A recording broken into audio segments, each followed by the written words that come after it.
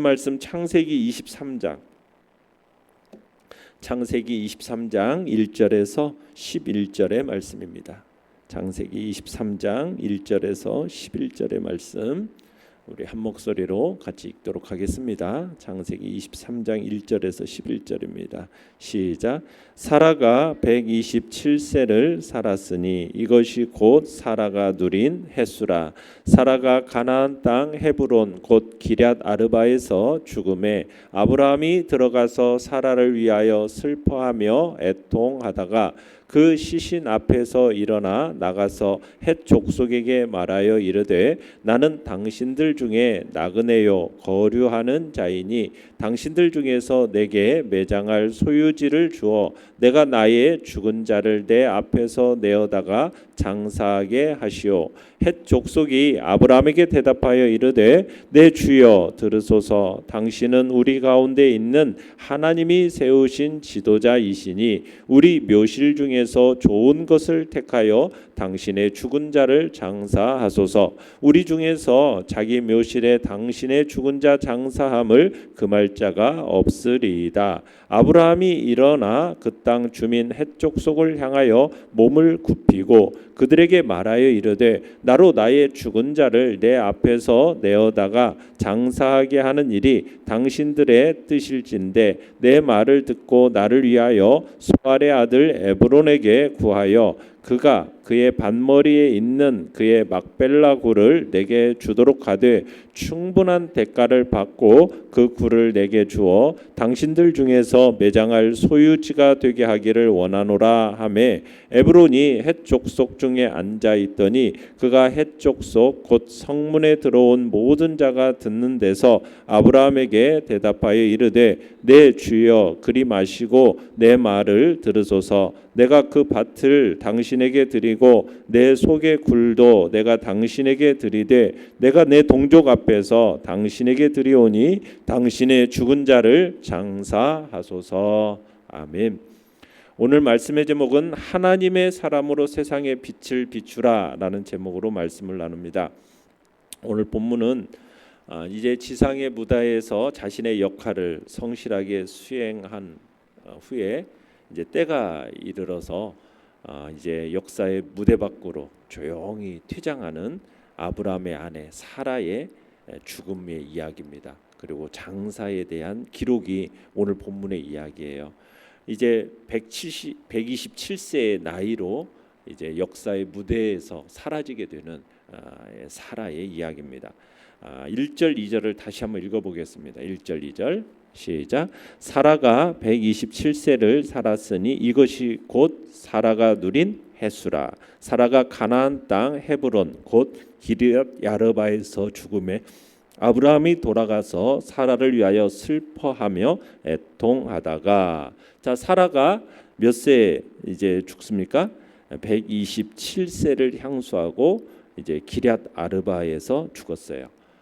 이삭이 태어났을 때 나이가 사라가 90세였지 않습니까?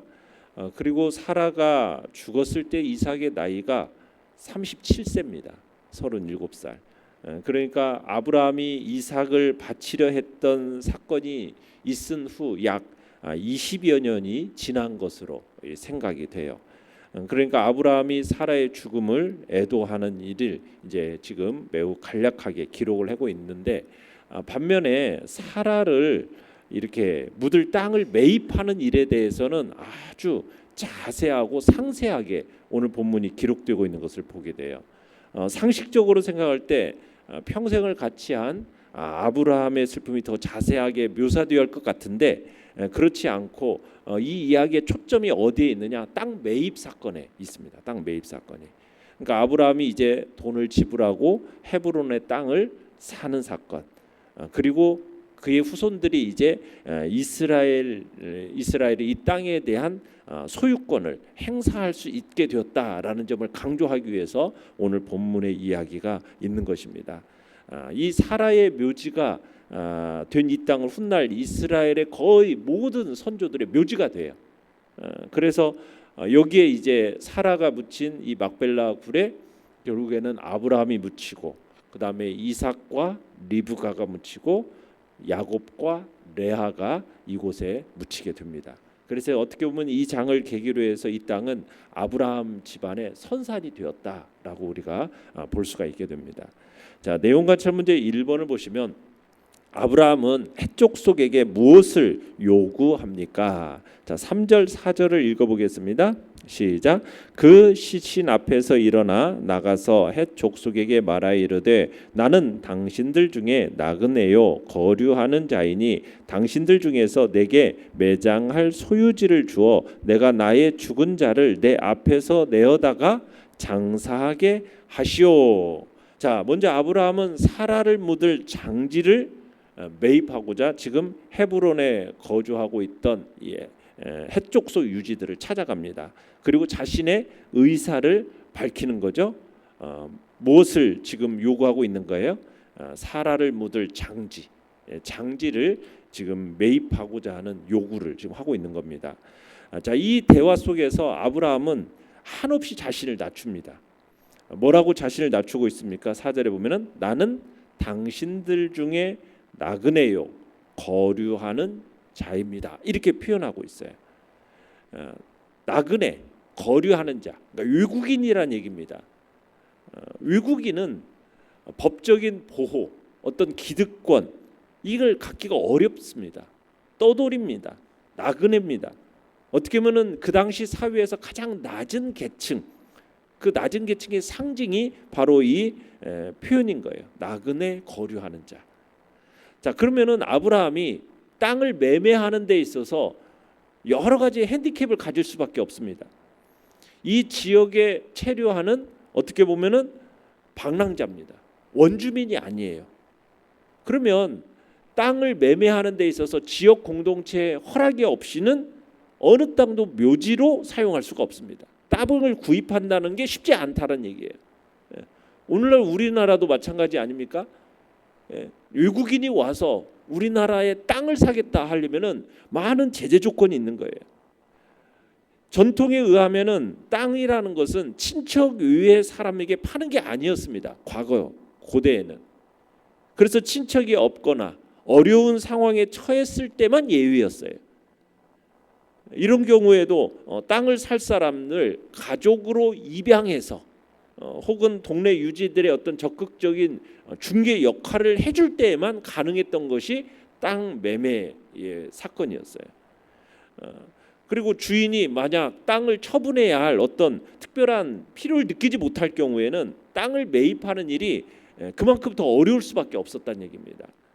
그러니까 땅을 매입하고자 하는 사람은 땅 주인을 설득해야 되고, 그리고 적정한 어떤 가격의 합의를 봐야 되고, 그리고 나서 그 주인이 또 자기가 속한 공동체를 설득해야 양도가 가능했다는 얘기입니다.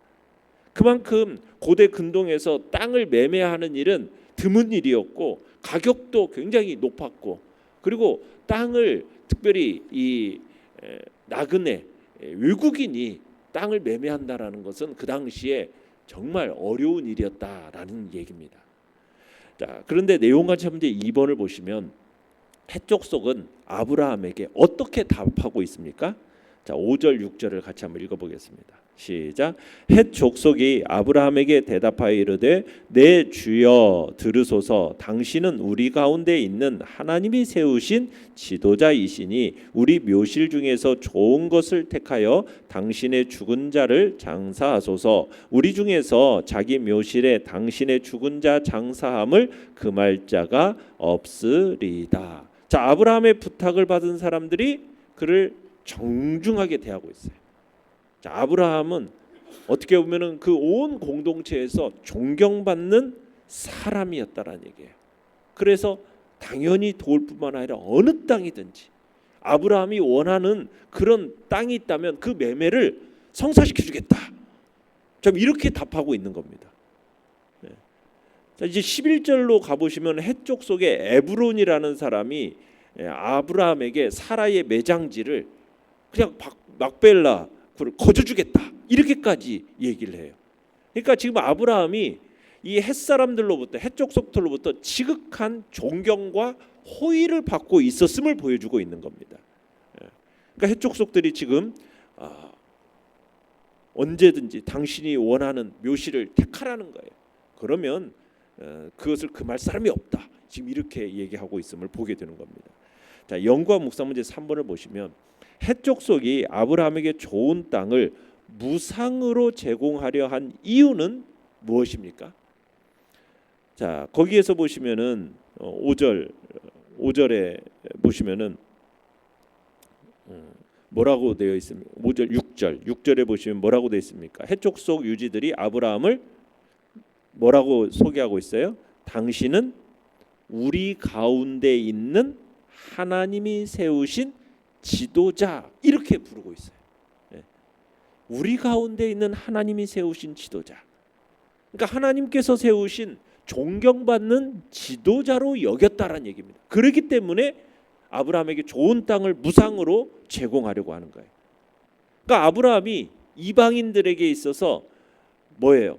신앙의 모범을 보인 결과입니다. 그러니까 아브라함은 택함 받은 자로서 자신의 정체성을 지키고 세상 사람들로부터 존경받는 삶을 살았더라는 거예요. 이게 그들이 아브라함과 함께 살기를 원하고 있는 겁니다. 지금 이 헷족속이 아브라함이 우리와 함께 살기를 원한다. 그런 확실한 표현이에요. 하나님께서 아브라함과 함께 하시고 또 그를 특별히 축복하셨다라는 사실을 알려주고 있는 겁니다. 지금 아브라함은 자신을 뭐라고 얘기했어요? 나는 떠돌입니다. 나는 나그네입니다. 나는 그저 이곳에 거류하는 잠시 임시로 빌부터 사는 사람입니다. 하면서 자신은 가장 낮은 사회적 신분으로서 이렇게 얘기를 했어요. 그런데 이 헷족속은 아브라함을 뭐라고 해요? 하나님께서 세우신 존귀한 자입니다. 이렇게 답례를 하고 있는 겁니다. 자신을 사회적 사다리에서 어떻게 보면 가장 낮은 계단에 두고 표현하는 이 아브라함에게 지금 헷족속은 사다리의 가장 높은 계단에 있는 자라고 경의를 표하고 있는 거죠. 70인역에서는 뭐라고 표현했냐면 이 표현을 우리 중 하나님으로부터 오신 왕, 이렇게 표현하고 있어요. 하나님으로부터 오신 왕. 그러니까 아브라함의 존귀함을 지금 더 구체화시키고 있는 거죠. 아브라함은 그들의 가족이나 다름없을 뿐만 아니라 매우 존경받는 계기였다라는 얘기입니다. 자, 7절 9절을 읽어보겠습니다. 7절에서 9절 시작. 아브라함이 일어나 그 땅 주민 헷족속을 향하여 몸을 굽히고 그들에게 말하여 이르되 나로 나의 죽은 자를 내 앞에서 내어다가 장사하게 하는 일이 당신들의 뜻일진데 내 말을 듣고 나를 위하여 소알의 아들 에브론에게 구하여 그가 그의 반머리에 있는 그의 막벨라 굴을 내게 주도록 하되 충분한 대가를 받고 그 굴을 내게 주어 당신들 중에서 매장할 소유지가 되게 하기를 원하노라 하매. 자, 햇사람들이 이렇게 긍정적으로 답변을 해주니까 그 격려를 받은 아브라함이 이제 단순히 몸을 숙이는 정도가 아니라 여기는 그냥 몸을 굽혔다라고 얘기했는데 무릎을 땅에 대고 엎드려서 몸을 완전히 굽혔다라는 얘기가 여기서 몸을 굽혔다라는 얘기입니다. 그렇게 굽히면서 자기의 마음에 두었던 땅을 딱 이렇게 땅에 대해서 말을 꺼내는 거죠. 그러면서 무슨 땅을 얘기합니까? 소알의 아들 에브론의 밭 끝자락에 있는 막벨라 굴, 거기를 매매할 수 있도록 다리를 좀 놓아주십시오. 이렇게 얘기하고 있는 겁니다. 자, 그러자 10절 11절을 읽어보겠습니다. 시작. 에브론이 헷족속 중에 앉아있더니 그가 헷족속 곧 성문에 들어온 모든 자가 듣는 데서 아브라함에게 대답하여 이르되 내 주여 그리 마시고 내 말을 들으소서. 내가 그 밭을 당신에게 드리고 그 속의 굴도 내가 당신에게 드리되 내가 내 동족 앞에서 당신에게 드리오니 당신의 죽은 자를 장사하소서. 때마침 그 자리에 누가 있었다는 거예요? 에브론이 와 있었다는 거예요. 그래서 에브론이 모든 사람들이 듣는 앞에서 아브라함에게 그 굴과 밭을 공짜로 주겠다. 지금 이렇게 선언하고 있는 것입니다. 자, 느낀 점 4번으로 가보시면 아브라함이 세상 사람들에게도 인정받는 모습을 보며 무엇을 느낍니까? 여러분, 아브라함이 정말 이 이방인인데 존경받는 객으로서 나그네인데 외국인인데 그 지역 이방인에게 존경받는 하나님으로부터 온 왕이다, 지도자다, 이렇게까지 인정받는 이런 모습을 볼 때 참 우리 모두 믿는 성도들이 믿지 않는 자들에게 이런 존경받는 참 사람으로서 인정받아야 되는 것이 얼마나 중요한지를 우리가 다시 한번 느끼게 돼요. 그러니까 성도는 자기 주위 사람들을 감동시키고 그리고 자신을 존경할 만한 그런 훌륭한 그리고 고매한 인격을 갖춰야 됨을 우리가 다시 한번 생각하게 되는 거죠. 그러니까 세상 사람들이 우리들의 행실을 보고 하나님께 영광을 돌리고 그 하나님을 믿을 수 있게 해야 한다라는 거죠. 그러니까 성도라고 하는 이름, 이 이름에 걸맞게 세상 사람들과 동일하게 행동하거나 그들보다도 더 못하게 행동한다면 과연 이게 어떻게 되겠느냐는 거예요. 참 오늘 우리 한국 시대에 있어서 우리 기독교인들의 모습이 과연 세상 사람들로부터 존경받는 그런 삶을 살아가고 있나? 참 근데 안타까운 현실이죠. 그런 얘기가 있어요. 국회의원의 약 70%가 기독교인이랍니다. 우리가 근데 국회의원들이 존경이 되나요? 이게 참 안타까운 현실이에요. 오늘날 우리의 이 안타까움의 현실이 너무나도 참 마음에 가슴이 아픈 거죠. 존경받기는 보다는 정말 오히려 그들의 삶과 행동이 하나님의 영광을 가리는 일이 너무 많아지는 시대를 살아가고 있기 때문에 정말 가슴이 아픈 시대 속에 있는 겁니다. 그러나 우리는 세상 사람들로부터 비웃음 당하거나 하나님의 욕을 당하지 않도록 정말 하나님의 자녀로서 하나님의 백성된 자로서 우리의 인격과 우리의 삶이 하나님의 살아계심을 증거하는 자로 살아가야 될 것을 우리가 다시 한번 결단해야 할 것입니다. 그럴 때 하나님의 백성은 세상의 소금이요 세상의 빛의 역할을 감당하게 되는 것이죠.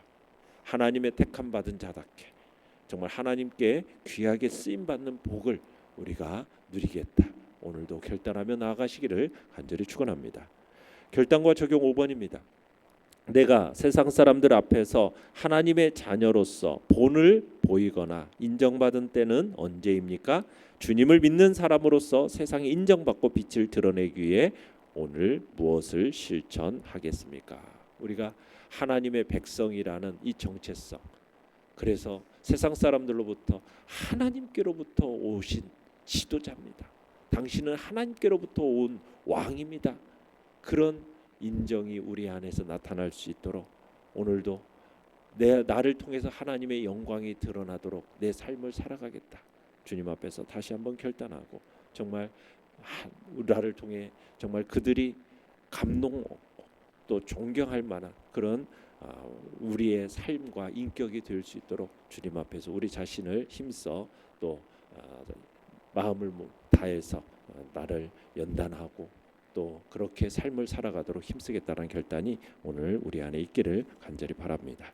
오늘의 기도 같이 읽겠습니다. 시작. 하나님께 택함 받은 자로 살아가며 세상의 소금과 빛이 되게 하소서. 아멘.